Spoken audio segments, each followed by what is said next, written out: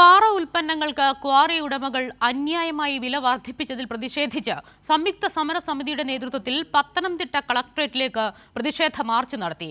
Goods transport workers and owners coordination കമ്മിറ്റിയുടെ നേതൃത്വത്തിൽ നടന്ന സമരത്തിൽ നൂറുകണക്കിന് ആളുകൾ പങ്കെടുത്തു. പത്തനംതിട്ട ജില്ലയിൽ യാതൊരു നിബന്ധനകളും പാലിക്കാതെയാണ് പാറ ഉൽപ്പന്നങ്ങൾക്ക് ക്വാറി ഉടമകൾ വില വർദ്ധിപ്പിച്ചിരിക്കുന്നത്.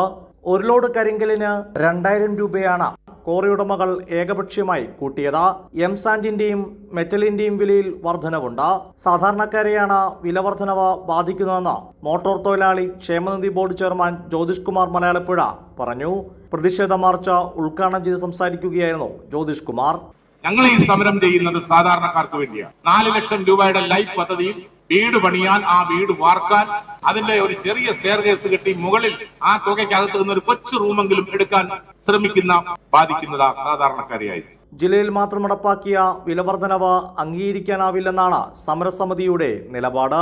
പാലക്കാട് ജില്ലയിൽ കല്ല് വിൽക്കുന്നത് അവിടെ ഡീസലിന്റെ വില വർധനമില്ലേ?